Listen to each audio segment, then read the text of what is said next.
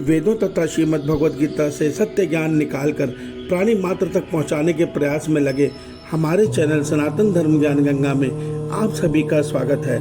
मेरे प्यारे कृष्ण भक्तों, सनातन धर्म ज्ञान गंगा चैनल के आज के वीडियो में हम लोग श्रीमद् भगवद गीता से अध्याय 9 के श्लोक 24 को भगवान श्री कृष्ण जी की कृपा से सरल रूप में सुनने और समझने का प्रयास करते हैं। जय श्री कृष्णा।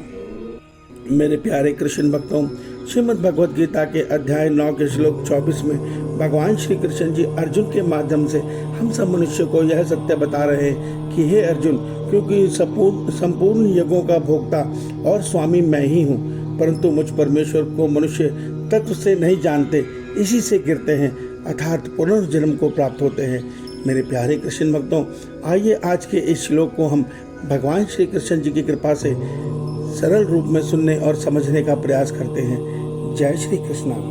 मेरे प्यारे कृष्ण भक्तों, श्रीमद् भगवद गीता के अध्याय 9 के श्लोक 22 में भगवान श्री कृष्ण जी ने अर्जुन के माध्यम से हम सब मनुष्यों को यह बताया था कि जो संसार के मनुष्य संसार के सृष्टि के कारक तत्व देवताओं को श्रद्धा पूर्वक पूजते हैं, भजते हैं, उनकी भक्ति करते हैं, वास्तव में वो मेरी ही भक्ति करते हैं, क्योंकि वास्तव में इस ब्रह्मांड में मेरे अतिरिक्त और कुछ नहीं है।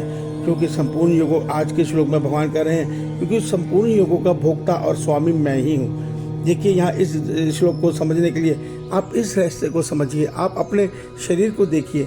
हमारे शरीर में का स्वामी आत्मा है। आत्मा अर्थात ईश्वर का अंश। आत्मा को ईश्वर का अंश कहा जाता है, और ये आत्मा हमारे में नहीं, सृष्टि के हर कारक देवता के भीतर मौजूद है। आप एक कल्पना कीजिए, जब इस शरीर से ये आत्मा निकल जाती है तो क्या ये शरीर कुछ भोगने के काबिल बचता है? नहीं बचता।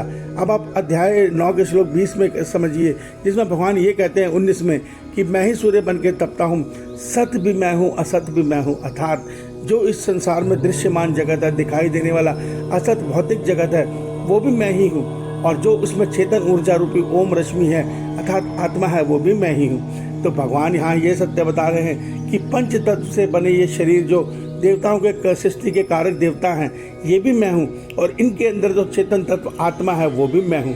आप उनकी भक्ति करेंगे, आप उनके नाम से यज्ञ अनुष्ठान करेंगे, वास्तव में उस यज्ञों का भोक्ता तो मैं ही हूँ। तो मनुष्य जब उनके नाम से करता है तो वह अभिधि पूर्ण हो जाता है, और इस सत्य को ना जानकर वो देवताओं से फल प्राप्त करता है। वो फल प्राप्त करता है जिस फल को भोग कर वो पुण्य छीनने पर वो फल छिन जाता है, और वो मनुष्य दोबारा पुनर्जन्म को प्राप्त होता है।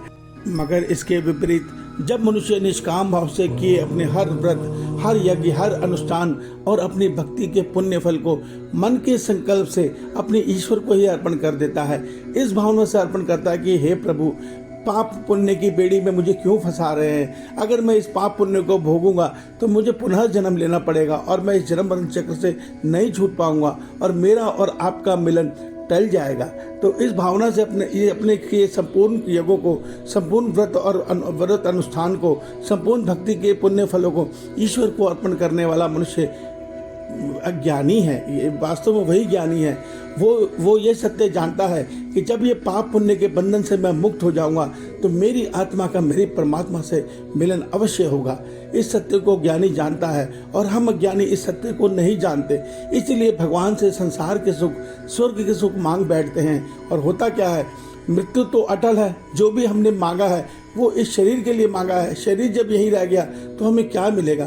हो सकता है कि हमने स्वर्ग मांगा है तो मरणोपरांत हमारी जीवात्मा को स्वर्ग सुख भी मिल जाए, मगर भगवान ने हमें ये सत्य बता दिया है 21 और 22 में, अध्याय 9 के श्लोक 21-22 में, कि स्वर्ग लोक में भी आप अपने जीवात्मा जब पुण्य फल भोग लेती है तो उसको दोबारा पुनः इसी धरती लोक में, इस मृत्यु लोक में भेज दिया जाता है, और आत्मा पुनः जन्म मरण चक्र में फंस जाती है। देखिए, जन्म मरण का चक्र कोई साधारण चक्र नहीं है, ये बड़ा दुखदायी चक्र है। यहाँ पहले 9 महीने गर्भ में रहने का दुख है, फिर जीवन संघर्ष का दुख है, अंत में मृत्यु का दुख है, और ये दुख एक बार नहीं है, हर 60, 70, 80 सालों में या 100-200 सालों में हमारी जीवात्मा को भोगना ही पड़ता है। और जब ये आत्मा अंध नरक में पशु की योनि में गिर जाती है तो कीट योनि में तो ये जो जन्म मरण का दुख है कुछ कुछ घंटों का, कुछ कुछ दिनों का होता है। इस सत्य को समझिए, और इस जन्म मरण चक्र से निकलने के लिए इस सत्य को जानिए कि इस ब्रह्मांड में परमात्मा के अतिरिक्त कुछ और नहीं है। इसको आसान रूप से ये समझिए जब इस सृष्टि में, इस ब्रह्मांड में महाप्रलय होती है तो सब कुछ शून्य हो जाता है। बचता कौन है? केवल परम धाम और परमात्मा, और जो आत्माएं हैं वो परमात्मा में लीन रहती हैं।